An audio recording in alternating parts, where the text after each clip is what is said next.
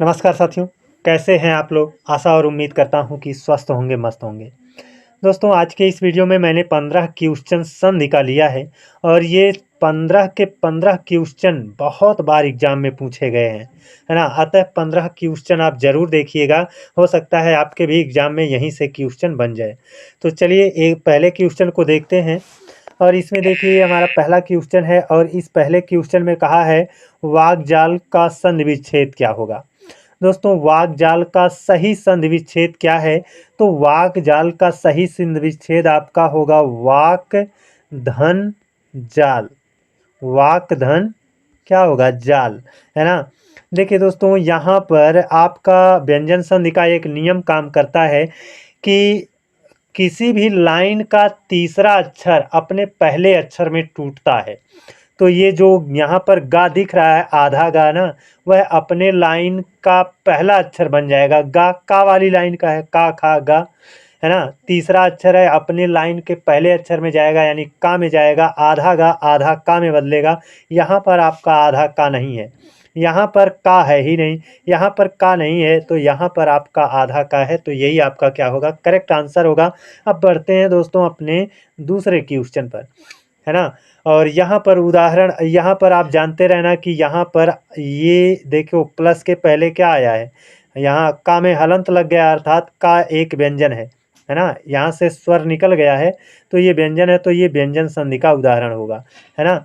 देखिए ये अपना दूसरा क्वेश्चन है और इसमें कहा है भूर्ध्व का संधि विच्छेद क्या होगा? तो भैया भूर्ध्व का संधि विच्छेद होगा भू धन ऊर्ध्व। भू धन ऊर्ध्व, इसका क्या होगा? सही संधि विच्छेद होगा। ऑप्शन बी आपका सही होगा। अब इसमें संधि कौन सी है ये भी जान लेते हैं। देखिए भू में बड़ा ऊ है और यहाँ पर क्या है? छोटा ऊ है। बड़ा ऊ के बाद छोटा ऊ आया है, दोनों मिल करके क्या बना लेंगे? बड़ा ऊ बना लेंगे। और समान वर्ण आए हैं, ये भी ऊ है, चाहे बड़ा ऊ हो चाहे छोटा ऊ हो, लेकिन ऊ ही है ना? इधर भी ऊ है, इधर भी ऊ है, अतः दोनों साइड में ऊ है। तो क्या हो जाएगा? अकह सवर्णे दीर्घ है, यानी दीर्घ संधि का क्या हो जाएगा? उदाहरण हो जाएगा। बढ़ते हैं अगले क्वेश्चन पर। ये रहा अपना अगला क्वेश्चन और इसमें क्या है? कहा है व्याप्त में संधि है। भैया व्याप्त में कौन सी संधि है यही आपको बताना है। गुण संधि है, दीर्घ संधि है, यण संधि है, अयाद संधि है? कौन सी संधि है? तो हम इसका पहले संधि विच्छेद करेंगे तभी जान पाएंगे। तो इसका संधि विच्छेद होता है विधन आप्त। विधन क्या होता है? आप्त, है ना? और विधन आप्त हो जाता है व्याप्त। अब देखिए व्याप्त में जो ई लगा है वो ई और बड़ा आ दोनों जुड़ करके ई और आ जुड़ करके या बनाते हैं। देखो हमेशा जानते रहो ई किस में बदलता है? या में बदलता है और इधर वाला मात्रा के रूप में आ जाता है। बड़ा आ है तो बड़ा आ की मात्रा या बन जाएगा। और जब यहाँ से ई निकला तो यहाँ वा आधा है, तो यहाँ आधा, यहाँ से ई निकला है ना, तो ये आधा वा बचेगा, आधा वा हो गया। उसके बाद ये ई और ये आ दोनों मिल करके या बना लिए हैं, आधा पा और ता मिल करके व्याप्त बन जाएगा, है ना? तो अब इसमें संधि कौन सी है? ई के बाद क्या आया है? आ आया है। तो ये आपका गुण का विपरीत, अर्थात यह क्या है? यण संधि का उदाहरण है। तो इसमें आपका ऑप्शन सी सही होगा। बढ़ते हैं अगले क्वेश्चन पर। कहा है नवोढ़ा का संधि विच्छेद क्या होगा? भैया नवोढ़ा संधि विच्छेद इसका क्या होगा? तो देखिए दोस्तों, इसका सही संधि विच्छेद है नवधन ऊढ़ा। नवधन ऊढ़ा। अब एक चीज और देखना, ध्यान से सुन लेना। संधि विच्छेद जब भी हम दो करते हैं ना, तो प्लस के आगे और प्लस के पीछे दोनों साइड में ऐसे शब्द आने चाहिए जिनका अपना अर्थ निकलता है ना? तो यहाँ पर नौ हो जाएगा, यहाँ पर ऊढ़ा हो जाएगा, दोनों का शब्द अपना अपना अर्थ है। तो नवधन ऊढ़ा इसका क्या होगा? सही संधि विच्छेद होगा। अब देखिए नौ में यहाँ पर आ है और ऊढ़ा में यहाँ पर क्या है? बड़ा ऊ है। यहाँ से आ और यहाँ से बड़ा ऊ, आ और बड़ा ऊ मिलेंगे तो क्या बनेगा? ओ बनेगा। वही ओ की मात्रा यहाँ पर दिख रही है। आ और ऊ मिलेंगे तो ओ बनेगा और आ और ऊ मिलने से गुण संधि का निर्माण होता है। तो इसमें कौन सी संधि होगी? गुण संधि होगी। बढ़ते हैं अपने अगले क्वेश्चन पर। ये देखिए अपना अगला क्वेश्चन है, कह रहा है प्रौद्योगिक में कौन सी संधि है। भैया प्रौद्योगिक का संधि विच्छेद आप करो तो प्रौद्योगिक का जो संधि विच्छेद होगा ना, प्रधन औद्योगिक, प्रधन औद्योगिक है ना, प्रधन औद्योगिक इसका क्या होगा, संधि विच्छेद होगा। और प्रधन औद्योगिक इसका संधि विच्छेद है तो देखिए यहाँ से प्रा में से आ है ना, प्रा में से आ और ये औ दोनों मिल करके क्या बना लेंगे, औ ही बनाएंगे। क्या बनाएंगे, औ ही बनाएंगे। तो प्रा में से आ और औ मिल करके औ बना रहे हैं, तो ये कौन सी संधि का उदाहरण है। तो भैया ये आपका वृद्धि संधि का उदाहरण है।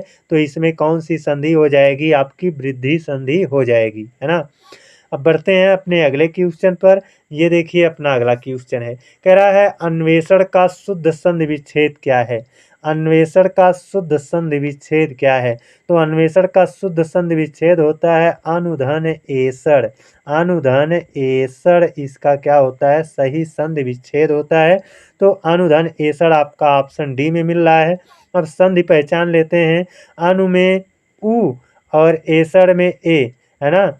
और उ और ए मिल करके देखिए उ की वजह से क्या बनेगा, वा बनेगा, है ना। और ए की वजह से ए की मात्रा बनेगी तो वे बन जाएगा, है ना, वे बन जाएगा। और या हो या वा हो, है ना। भाई इन पर मात्रा आ सकती है। उसके बाद जैसे यहाँ पर ए है तो यहाँ पर वा, यहाँ उ की वजह से वा बन गया और ए की वजह से ए की मात्रा लग गई। तो यहाँ पर आपका या वा बनता है, बाद में जो अक्षर आता है उसी का मात्रा लग जाता है। तो यहीं पर या पर आ की मात्रा बन जाती है, या पर ए की मात्रा बन जाती है, ऐसे बनता रहता है ना। तो यहाँ पर कौन सी संधि होगी, तो जानते रहना या और वा का निर्माण आपका यण संधि में होता है।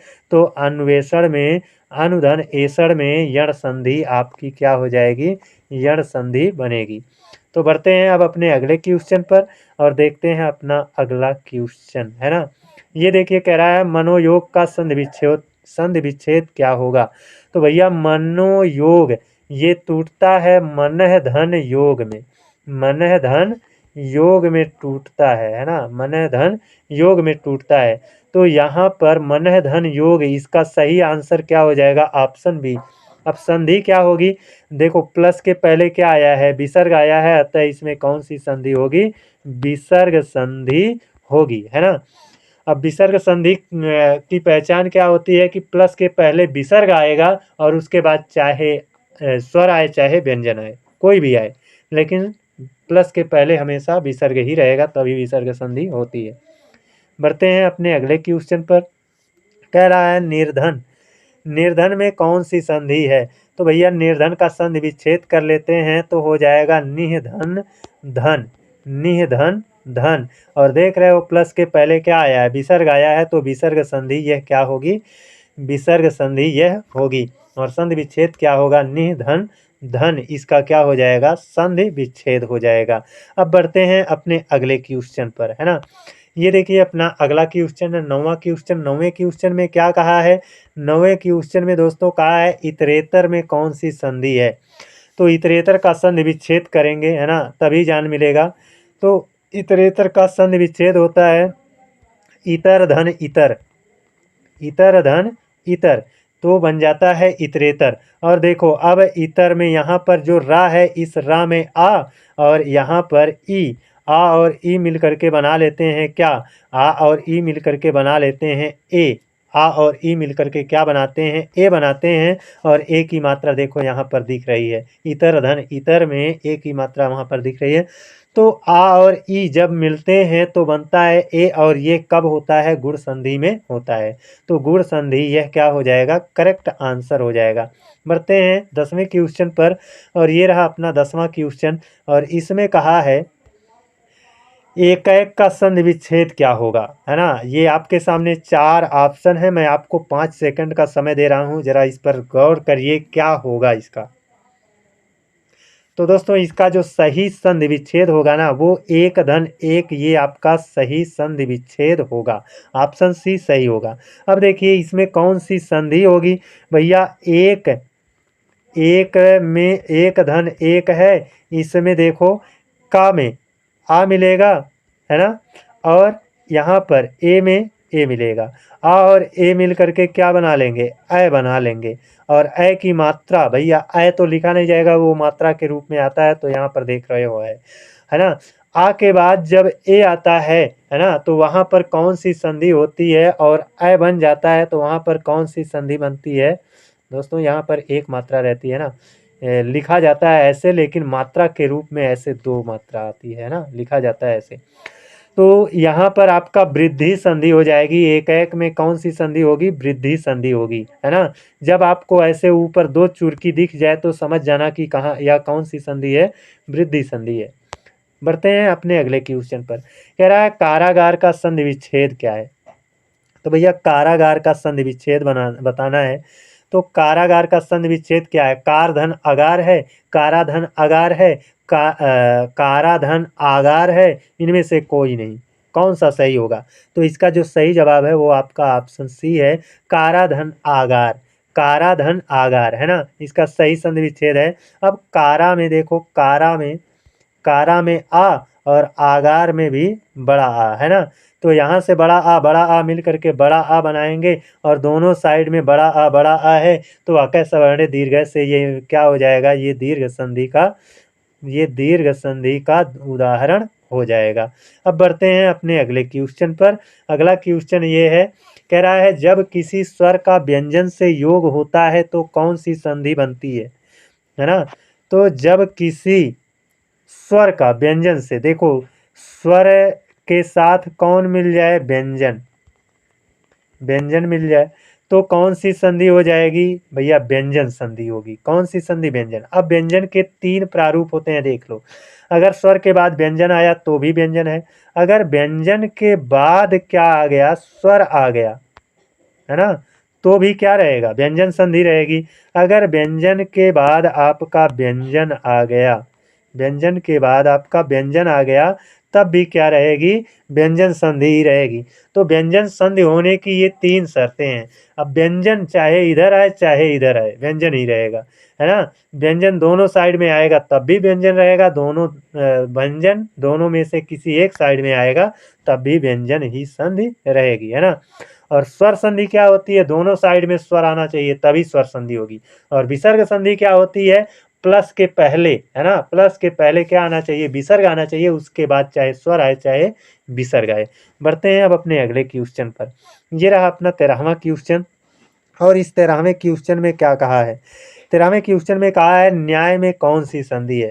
भैया न्याय में संधि पहचानना है तो न्याय का संधि विच्छेद करना पड़ेगा। और न्याय का संधि विच्छेद क्या होता है, न्याय का संधि विच्छेद होता है निधन आय, निधन आय, और बन जाएगा क्या, न्याय, है ना। कैसे बनेगा, थोड़ा बना भी देते हैं, है ना। नी में से ई तो भैया आ के साथ जुड़ेगा, इसमें ई जो मात्रा है वो आ के साथ जुड़ेगी, है ना। तो जब ई और आ जुड़ेंगे तो यहाँ पर ना आधा बचेगा, है ना। और नी में से ई जो है वो या बन जाएगी, और अब जो बड़ा आ है वो मात्रा के रूप में आ जाएगा, और ये जो या है वो बच जाएगा। ऐसे न्याय बन जाता है ना। तो यहाँ पर ई और यहाँ पर आ मिला है, ई और आ मिला है ना।